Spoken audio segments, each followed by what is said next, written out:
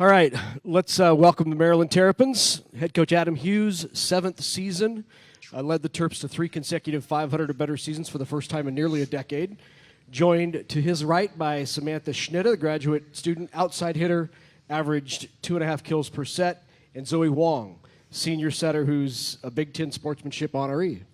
Adam, we'll let you open up with a statement.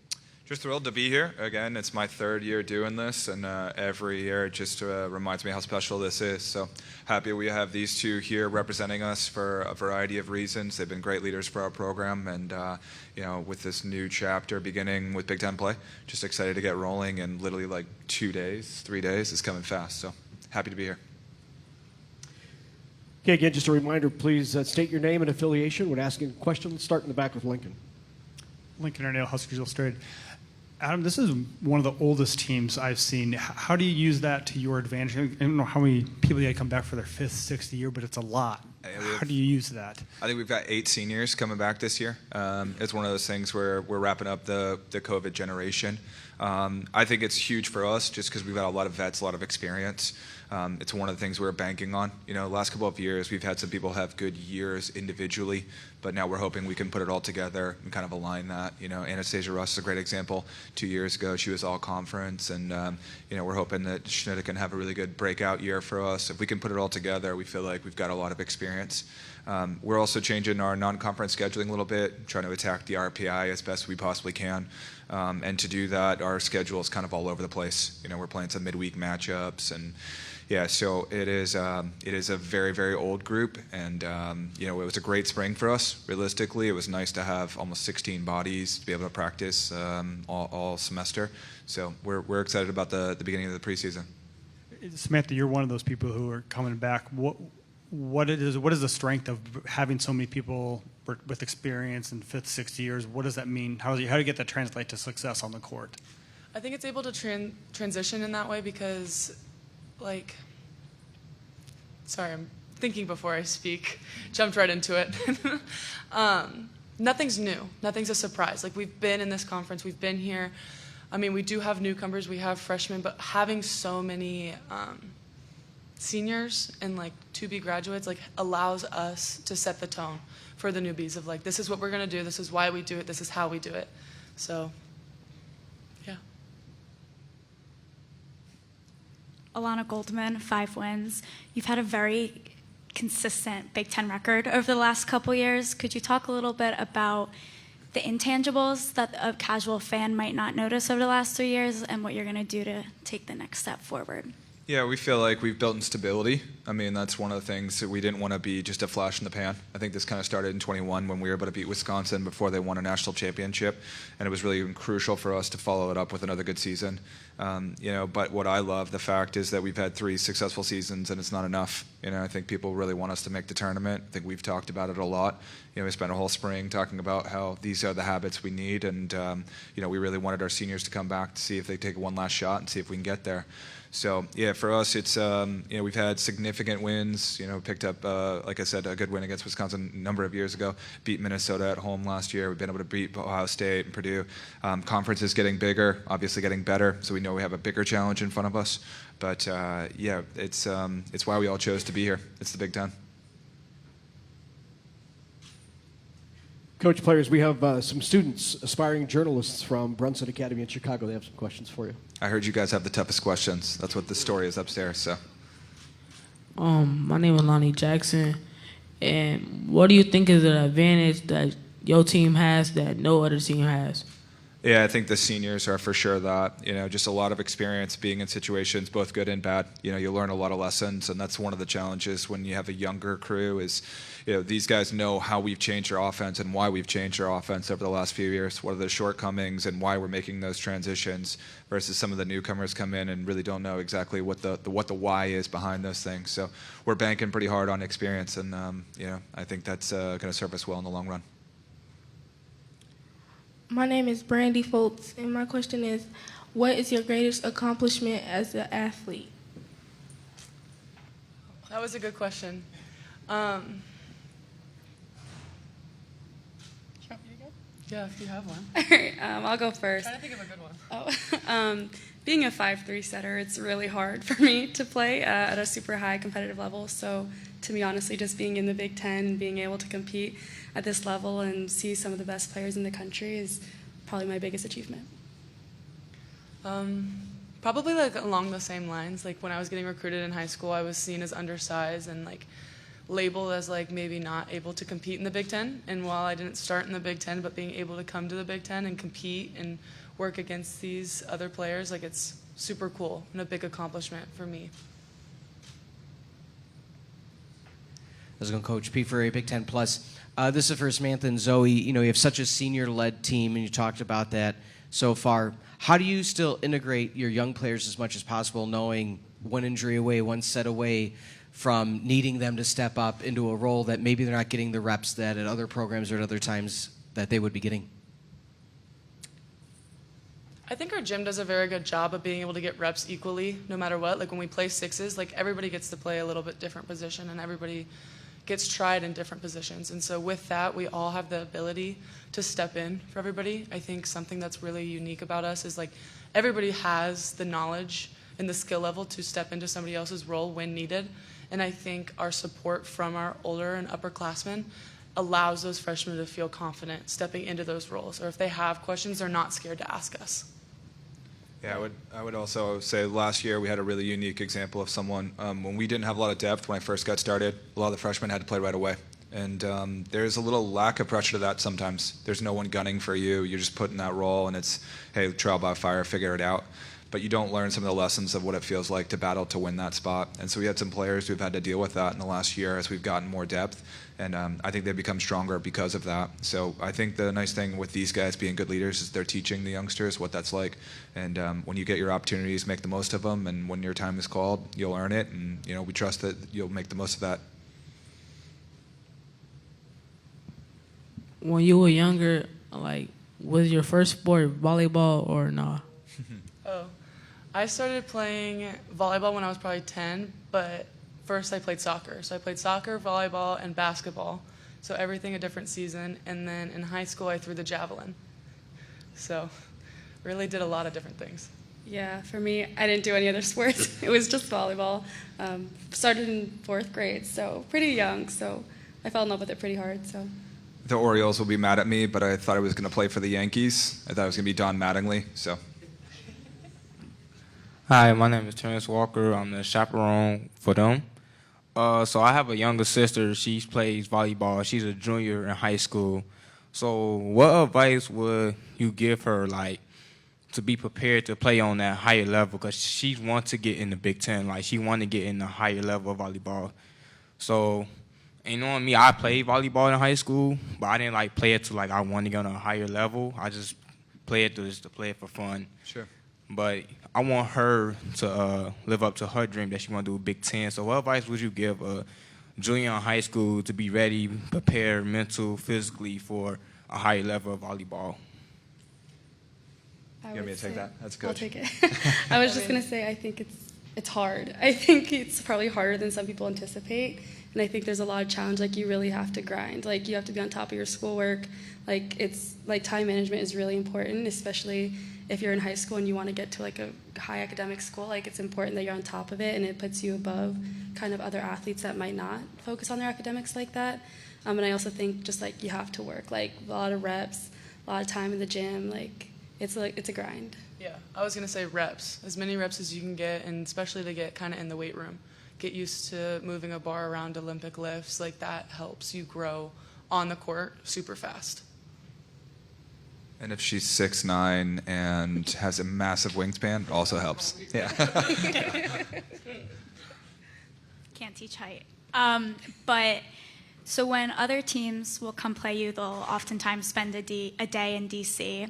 I live in D.C. Do you guys have anything planned, especially with the addition of the West Coast schools? They should all do a full day tour outside in the sun, outside all day, walking around. The mall, it's great. There's been a history of teams who have done that and then lost to us, and we would ask all of them to come in here and do a tour of DC. Great. The walking tour. Yeah. On your feet all day long. Yeah, must be walking. Yeah, must be walking. Have to be walking. If you didn't go to Maryland, what would you go? I'm from Virginia, so I would say probably like UVA or Tech. If I didn't play athletics, probably KU. I'm from Kansas, so stay home. But other than that, I wouldn't change where I'm at. I went to Penn State, so stayed in the Big Ten family. How do you handle pressure during a competition? I lean on my teammates. I think that's what we have as a really good culture, is like being able to lean on each other, whether somebody needs the help or somebody doesn't need the help. Like being able to look to the person to the left and to your right and really lean and believe in them. Yeah, I would agree. Definitely talking to my teammates. But I think in practice, we practice a lot of like these like little competitions where there's like pressure. If like, you don't get the point, you go back to 0, or like if you make an error, like you're minus points. So I think we work a lot on, at least in games, like dealing with pressure and trying to overcome challenges of like feeling like you have to be perfect for a certain point. Yeah, I would just say you change your mindset towards pressure as a privilege. You realize that you want to be in these situations, and it turns into kind of a joy. Adam, how does your job as a coach change when you have a team that's this experienced?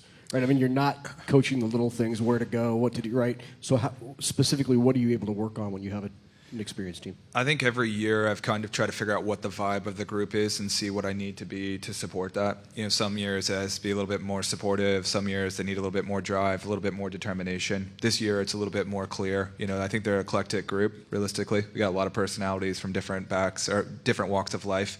And I think we thrive in that kind of scenario. One of our things that we talk about in our culture is be you aligned with us.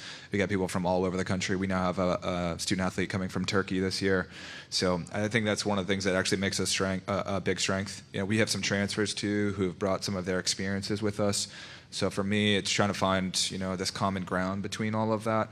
And I think it's easier when you have a lot more personalities. Who would you say is your biggest rivalry? Rivalry, yeah. I mean, we always say Penn State just because of Hughes and his background there. I want to beat him so bad. That's the reality of it. I'm really good friends with Katie. I went there. Russ Rose is a dear mentor and like a second father to me. I always joke, in his last year before he retired, I took him to 5. I was up 2-0 and choked that one away, and he ended up winning in 5. He told me he needed that win more than I needed it, and I disagree with him. I needed that win badly. He retired afterwards. But, yeah, I would like to beat Penn State. That'd be good. Any other questions? Yep. Again, for the players, when you have the young, high schoolers looking to make their college decision, it's not as often where you have players maybe stay locally or play locally, both of you, not necessarily in that situation. But what drew you not only to Maryland, but to stay there? Well, personally, I'm kind of local. I'm probably about an hour away from College Park, so I grew up driving to Maryland games. I watched a lot of basketball. But I think for me, I really love being close to my family, and I think I really discovered myself and who I am and who I want to be. So I've developed a lot as a person, and I think Maryland and then the staff around Maryland and the different opportunities that they offer have really allowed me to grow and find my own, which is why I've stayed. And then I'd say looking for another school, another program halfway through my collegiate career, I was really looking for a connection with our head coach, our assistant coach, being able to walk in and have a uncomfortable, comfortable conversation. Those conversations with a head coach are uncomfortable. That's what it is. But to know that Hughes, really took care of me and cared for me and who I was, and was able to open up to his family, from the start, from my visit, that was so special to me that I wouldn't ever want to change it. So, for me, it's people matter. I have my kids around the program a lot. Took them on foreign tour last year. I want them to see the strengths of young women and role models. Honestly, college athletics is changing a lot. And for us as coaches, I think we have to readjust and make sure we keep finding our purpose. I think Zoe nailed it. She's something that her story is why she's here in a lot of ways. She was someone who was trying to kind of find her way a little bit, and now she speaks for our entire athletic department as our SAC president. I think she represents our culture and exactly why, we want her to be here to showcase it.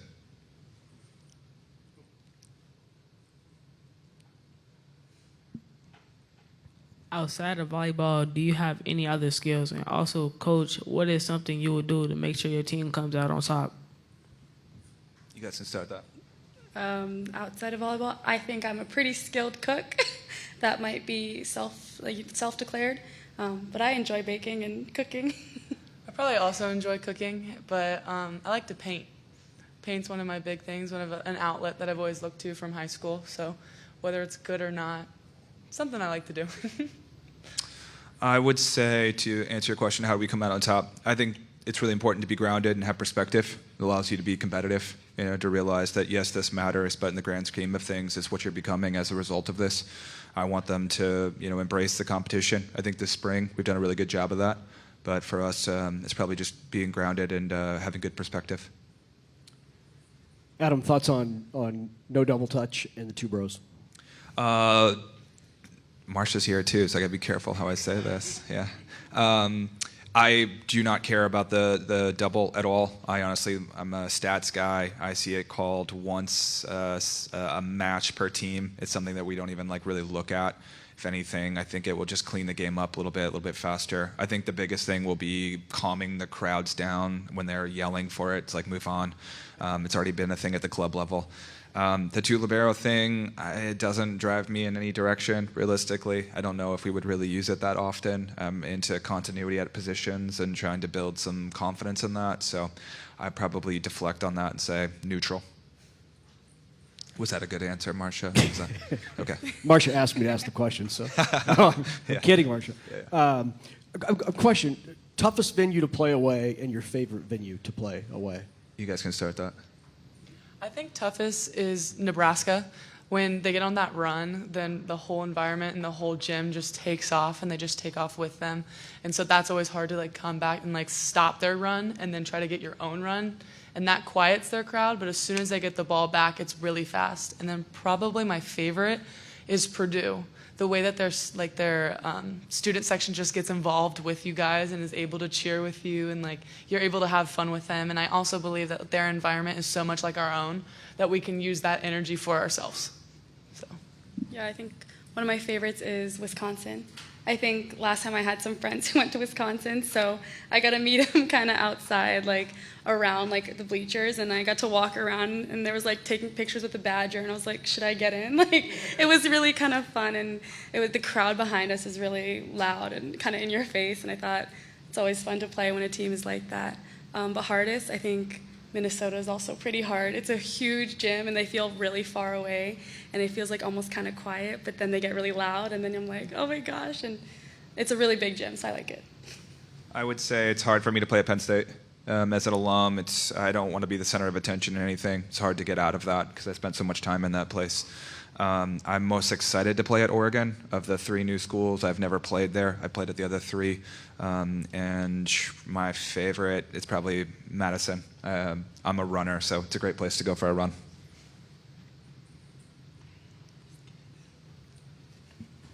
Last question. You get the last question. How about that? Ooh, pressure. Coach, who would you say is your best player? So I've got 3 daughters, and I've learned you can't have a best daughter. You have a daughter for this, a daughter for that, a daughter for this. So. All right, so let's make this easier. Who would you say is a player basically that is unstoppable against the other team? We're probably looking at Schnitta to have a breakout season for us. I think if she came in last year and I think was trying to kind of find her way just in what the conference looks like, and I think you see for us it's like watching a trajectory of where you're going. In the second half of the Big Ten, I thought she was playing as best as any opposite in the conference, and I think she's built that confidence over just a number of matches in Big Ten play. So we're hoping that she can lead us there this season. Adam, Samantha, Zoe, thanks so much. We appreciate you. Oh, do you have another question? Okay, I thought you were looking. You're good. Thanks very much for joining us. We appreciate it. Thank you. Thank you.